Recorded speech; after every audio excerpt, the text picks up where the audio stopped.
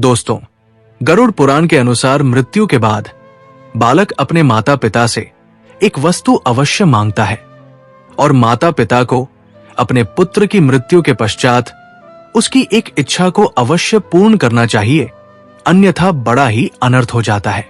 दोस्तों, माता और पुत्र का रिश्ता सबसे महत्वपूर्ण होता है। माता अपने पुत्र से सबसे अधिक प्रेम करती है, किंतु दुर्भाग्यवश किसी माता को अपने पुत्र से वियोग झेलना पड़ता है। उस जीव के पूर्व कर्मों के अनुसार उसकी अकाल मृत्यु हो जाती है और वो संसार को छोड़कर चला जाता है। ऐसे में उसके माता पिता को क्या करना चाहिए? बालक की मृत्यु के बाद उसकी आत्मा का क्या होता है? जिस बालक की छोटी आयु में ही मृत्यु हो जाती है, तो बालक को मृत्यु के बाद दफनाया क्यों जाता है? उसका पुनर्जन्म कैसे होता है, अर्थात उसे दूसरा शरीर कैसे प्राप्त होता है? और दोस्तों, बालक की मृत्यु के बाद वो अपने माता पिता से क्या मांगता है? इस प्रश्न का उत्तर जानने से पूर्व आपको ये जानना चाहिए कि जीव संसार में जन्म लेता है तो माता के गर्भ में उसकी उत्पत्ति कैसे होती है, किस कारण से उसकी अकाल मृत्यु होती है और वह मृत बालक अपने माता पिता से वो चीज क्यों मांगता है। इसके पीछे बहुत ही गहरा रहस्य छिपा है, जो आज के इस वीडियो के माध्यम से हम आपको बताने वाले हैं। आज के इस वीडियो में जो जानकारी हम आपको देने वाले हैं वो बहुत ही ज्ञानवर्धक और महत्वपूर्ण है, इसीलिए आप इस वीडियो को पूरा अवश्य देखें। आइए आपको विस्तार से बताते हैं कि गरुड़ पुराण में भगवान विष्णु ने गरुड़ जी को शिशु के जन्म और मृत्यु के संबंध में कौन सा रहस्य उजागर किया है। एक बार गरुड़ जी ने भगवान विष्णु से प्रश्न किया, हे प्रभु, गर्भ में जीव की उत्पत्ति कैसे होती है? उस जीव को त्वचा, रक्त, मांस, मज्जा और हड्डियां कैसे प्राप्त होती है? 2 पैर, हाथ, जिह्वा, केश, नाखून, दिमाग तथा नाना प्रकार की रेखाओं की उत्पत्ति उसके शरीर में कैसे होती है? उस जीव के अंदर काम, क्रोध, भय, लज्जा, हर्ष, सुख और दुख का भाव कैसे आता है? उसके शरीर में 9 प्रकार के छिद्र और विभिन्न प्रकार की नसें कैसे उत्पन्न होती हैं? हे प्रभु, अनेक प्रकार के दुखों से युक्त शरीर का निर्माण कौन करता है? कृपया मुझे इसका ज्ञान प्रदान करें। भगवान विष्णु ने उत्तर में कहा, हे गरुड़, मनुष्य शरीर के निर्माण की इस परम गोपनीय प्रक्रिया को मैं तुमसे कहता हूं। इसे जानने मात्र से ही मनुष्य सर्वज्ञ हो जाता है। संसार के कल्याण के उद्देश्य से तुमने अत्यंत उत्तम प्रश्न किया है, इसे तुम एकाग्रचित्त होकर सुनो। स्त्री के ऋतुकाल के पहले के 4 दिन छोड़कर पति पत्नी को संतान उत्पन्न करने की क्रिया करनी चाहिए, अर्थात मासिक धर्म के बाद 4 दिनों तक संतान प्राप्ति के लिए रति क्रिया नहीं करनी चाहिए। जब पति पत्नी संतान प्राप्ति के उद्देश्य से प्रतिक्रिया करते हैं, तब उनके मन में जिस प्रकार की संतान की कामना होती है, उसी प्रकार की संतान जन्म लेती है। पुरुष के शुक्र और स्त्री के बीज से संतान की उत्पत्ति होती है। सर्वप्रथम शुक्र और बीज का मिलन होने पर जीव पिंड रूप में तैयार होता है और वो गर्भ में उसी प्रकार बढ़ता है जिस प्रकार आकाश में चंद्रमा की वृद्धि होती है। शुक्र और शोणित पहले दिन और रात में कल्लल, 5वें दिन बुधबुध तथा 14वें दिन वो मांस का रूप धारण कर लेता है। उसके बाद वो मांस गर्भ में रहते हुए बढ़ने लगता है।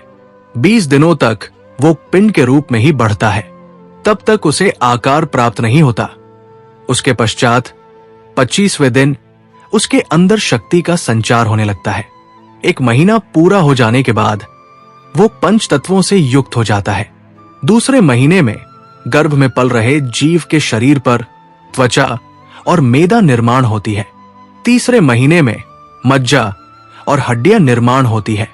चौथे महीने में उसके बाल और उंगलियां बनती है। 5वें महीने में उसके कान, नाक और वक्ष स्थल का निर्माण होता है। 6ठे महीने में कंठ, रंध्र तथा उदर का निर्माण होता है।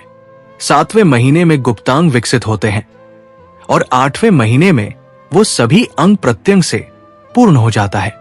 8वें महीने में ही वो जीव माता के गर्भ में बार बार चलने लगता है और 9वें महीने में उस शिशु का ओज गुण परिपक्व हो जाता है। उसके बाद गर्भ आवास का काल समाप्त होने पर वो शिशु गर्भ से बाहर निकलना चाहता है, चाहे वो कन्या हो या पुत्र, फिर उसका जन्म हो जाता है। प्रसव कालीन वायु उस जीव को गर्भ से बाहर करती है। उस समय उसके दोनों पैर ऊपर की ओर और मुख नीचे की ओर होते हैं। ऐसा जीव मां के गर्भ में ही बढ़ता है। माता द्वारा ग्रहण किए गए फल, दूध आदि आहार से उस जीव की हड्डियां पुष्ट होती है तथा वो जीवित रहता है। उस जीव की नाभि से शक्तिवर्धक नारी जुड़ी होती है, जिसे आप्यायनी कहा जाता है।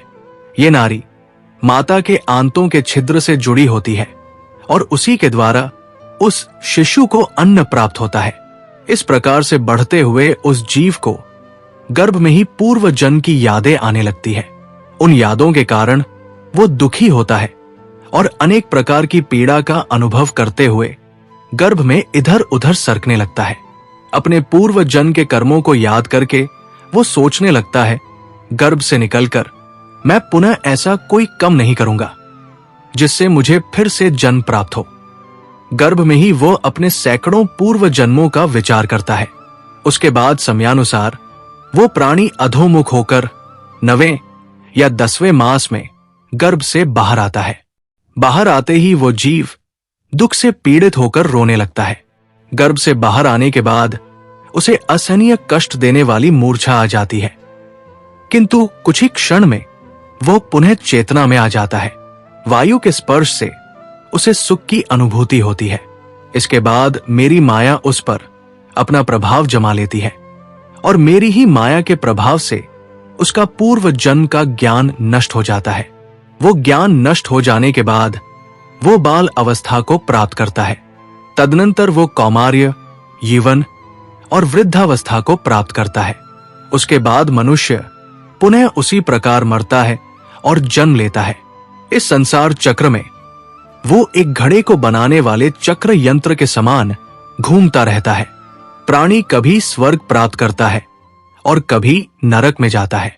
भगवान विष्णु के मुख से होने वाली ज्ञान की अमृत वर्षा से गरुड़ जी का मन प्रसन्न हो गया। उन्होंने भगवान विष्णु से आगे प्रश्न किया, हे जनार्दन, संसार में ऐसा क्यों होता है कि कुछ बालकों की आयु पूर्ण होने से पूर्व ही उनकी मृत्यु हो जाती है? वे बालक तो निष्पाप एवं निष्कलंक होते हैं, फिर उनकी अकाल मृत्यु का क्या कारण है? क्या यह किसी पूर्व जन्म के कर्मों का फल है अथवा माता पिता के भाग्य का लेखा? कृपया मुझे इस विषय का आध्यात्मिक एवं कर्म सिद्धांत समझाएं। श्री भगवान विष्णु बोले, हे गरुड़, जगत के सभी प्राणी अपने अपने कर्म फल के अधीन जन्म और मृत्यु को प्राप्त होते हैं, परंतु बालक के प्रसंग में स्थिति कुछ भिन्न होती है। शास्त्रों के अनुसार छोटे बालक, विशेषकर जिनकी आयु बहुत कम है, प्राय स्वकीय हुए पाप पुण्य के भारी बोझ से मुक्त होते हैं। उनकी मृत्यु प्रायः उनके अपने प्रारब्ध कर्म का परिणाम नहीं होती। कई बार ऐसे बालक थोड़े समय के लिए ही इस पृथ्वी पर आते हैं, क्योंकि उनके पूर्व जन्म के शेष संस्कार केवल एक अल्प अवधि के जीवन से पूर्ण हो जाते हैं। कभी कभी उनकी अकाल मृत्यु माता पिता अथवा परिवार के कर्मों के कारण भी होती है। संभव है कि पूर्व जन्मों में उन माता पिता ने किसी अन्य को संतानों के वियोग का कष्ट दिया हो। उसी कर्म फल स्वरूप इस जन्म में उन्हें अपने ही बालक के वियोग का दुख सहना पड़ रहा हो। इस प्रकार कर्म चक्र प्रत्येक को उसके किए का फल देता है, ताकि जीव करुणा और वैराग्य का पाठ सीख सके। ये भी परमात्मा की अचिंत्य लीला है कि वो आत्मा अल्पकाल धरा पर रहकर अपना कार्य पूर्ण कर दिव्य धाम को प्रस्थान करती है। हे पक्षीराज, आत्मा नित्य और अविनाशी है। जन्म मरण तो इसके बाहरी पड़ाव मात्र है। जैसे यात्री किसी सराय में कुछ पल ठहर जाते हैं और फिर आगे बढ़ जाते हैं। जिस बालक को तुम निर्दोष कहते हो, वो जीवात्मा पूर्व जन्मों से अनेक योनियों में भ्रमण करती आई है। हर जन्म में भिन्न भिन्न माता पिता सगे संबंधी होते हैं और केवल कर्मों के बंधन से ही आत्माएं मिलती बिछड़ती है। इसलिए किसी एक जन्म का संबंध स्थायी नहीं होता।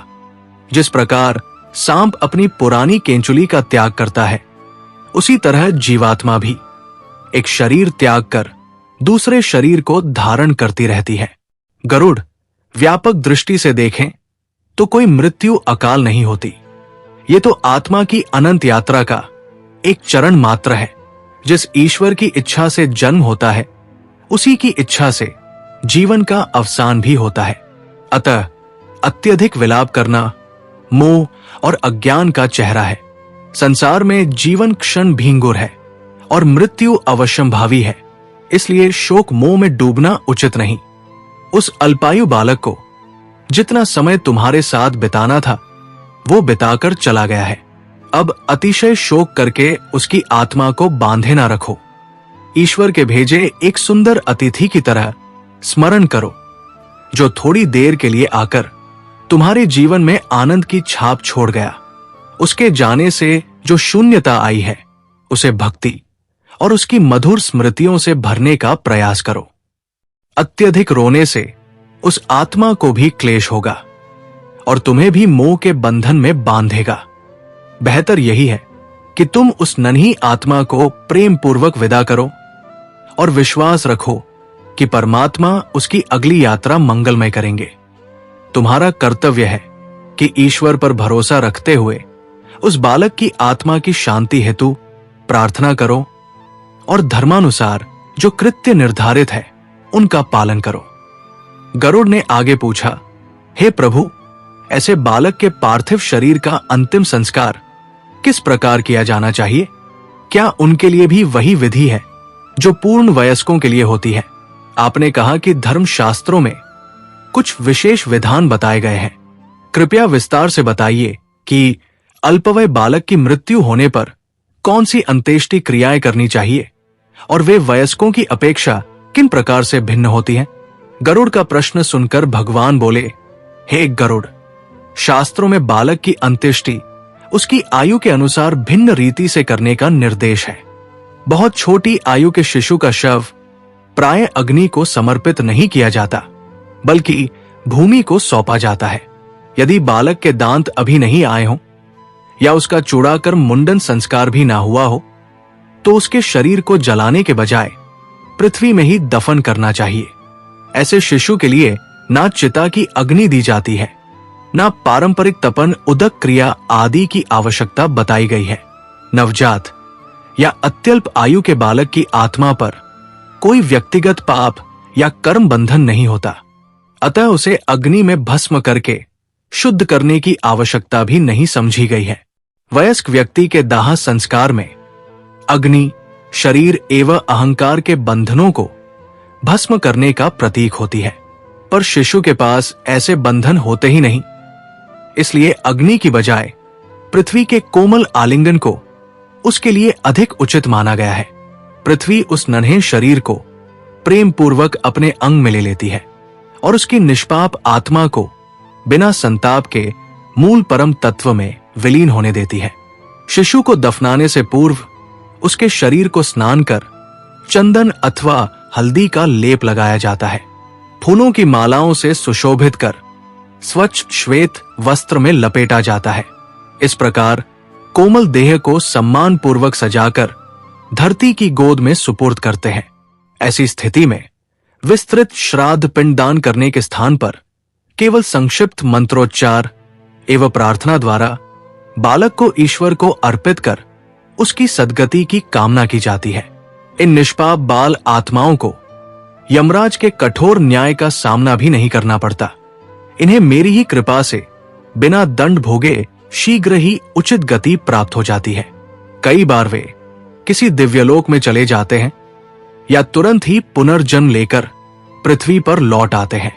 यहां तक कि ऐसी आत्माएं प्राय अपने ही कुल में नए शिशु के रूप में जन्म धारण करती है, मानो पुनः उसी परिवार को आलोकित करने लौट आई हो। जब बालक कुछ बड़ा हो जाता है और संसार के पदार्थों से उसका संपर्क बढ़ने लगता है, तब अंत्येष्टि की रीति क्रमशः हुए वयस्कों की विधि के निकट आने लगती है। यदि बालक ने 2 वर्ष की आयु पूर्ण कर ली हो, तो उसके पार्थिव शरीर को श्मशान ले जाकर विधि पूर्वक अग्नि को समर्पित किया जा सकता है। ऐसे बालक की अंत्येष्टि करते समय यम सूक्त का मानसिक जप कर उसकी आत्मा के लिए प्रार्थना की जाती है और परिजनों द्वारा दक्षिणा अभिमुख होकर जलांजलि उदक कर्म अर्पित करने का भी विकल्प रहता है।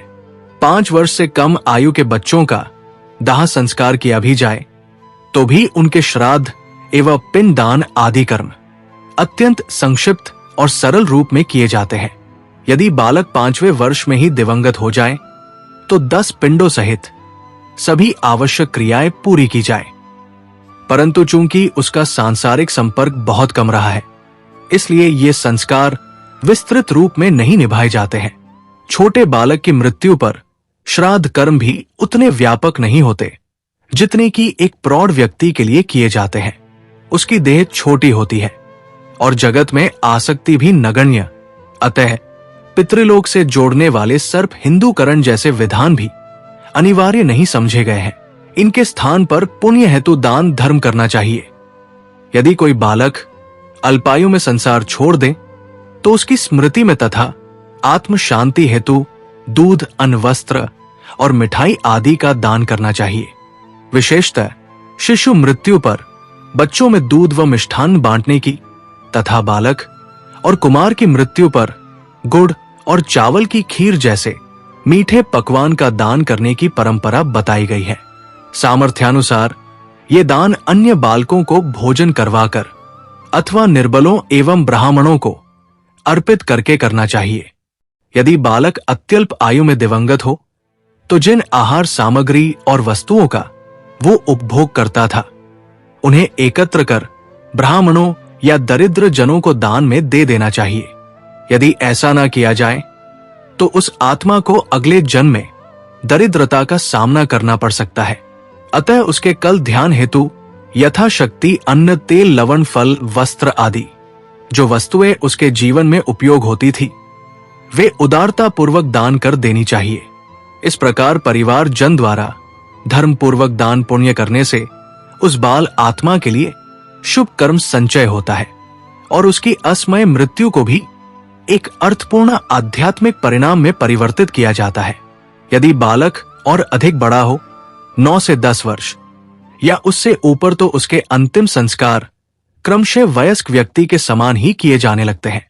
विशेषतः 16 वर्ष की आयु के पश्चात उसे पूर्ण युवा माना गया है और उसकी मृत्यु पर वयस्कों की भांति सभी सामान्य संस्कार, दाह संस्कार, अस्थि संचयन, 10 गोत्र स्पंदित श्राद्ध आदि विधि पूर्वक से उत्पन्न किए जाते हैं। यहां तक कि शोक एवं अशौच पवित्रता की अवधि भी बालक की आयु के अनुसार घटती बढ़ती है। जिस शिशु की मृत्यु दांत निकलने से पूर्व हुई हो उसमें माता पिता उसी दिन अशौच मुक्त हो जाते हैं। जिस बालक का मुंडन संस्कार होने से पहले निधन हुआ हो उसके लिए 1 दिन रात का अशौच होता है। उपनयन से पूर्व मरने वाले बालक के परिवार में 3 दिन अशौच रहता है, किंतु यदि कोई किशोर उपनयन के बाद दिवंगत हो तो 10 दिन तक पूर्ण अशौच का पालन करना होता है। इस प्रकार उम्र बढ़ने के साथ साथ अंत्येष्टि के नियम एवं शोक और मर्यादाएं क्रमशः विस्तृत हो जाती है। संक्षेप में बालक के निधन पर उसकी अंत्येष्टि में कोमलता और श्रद्धा का भाव रखा जाता है। उसके लिए जटिल कर्मकांड की अपेक्षा ईश्वर प्रार्थना, संक्षिप्त तपन एवं दान से ही कार्य संपन्न होता है, क्योंकि वो आत्मा निष्पाप तथा बंधन रहित होती है जिसने संसार में अधिक आसक्ति नहीं बनाई। वही वयस्क मनुष्य की मृत्यु पर आत्मा की मुक्ति प्राप्ति के लिए विस्तृत विधानों का पालन अपेक्षित होता है। गरुड़ ने आगे पूछा, हे प्रभु, आपने बताया कि 5 वर्ष से कम आयु वाले शिशुओं के संस्कार अलग ढंग से होते हैं। क्या कोई विशेष कारण है कि 5वें वर्ष को सीमा रेखा माना गया है? कृपया ये भी बताइए कि एक बालक किस आयु में बौद्धिक एवं इंद्रिय परिपक्वता प्राप्त करता है? किस अवस्था में उसे बाल पुरुषत्व की संज्ञा दी जा सकती है? भगवान विष्णु बोले, हे गरुड़ राज, मानव जीवन भिन्न भिन्न विकास चरणों में विभाजित किया है। बालक की शारीरिक एवं मानसिक वृद्धि क्रमशः शैशव, शिशु अवस्था, बाल्यावस्था, कुमार अवस्था, पाखंड अवस्था, किशोर अवस्था और अंततः यौवनावस्था तक विस्तृत होती है। जन्म से लगभग 5 वर्ष तक बालक का चित्त अत्यंत सरल एवं निष्कपट रहता है, मानो एक कोमल अंकुर हो जो जगत की कठोरता से परिचित नहीं है।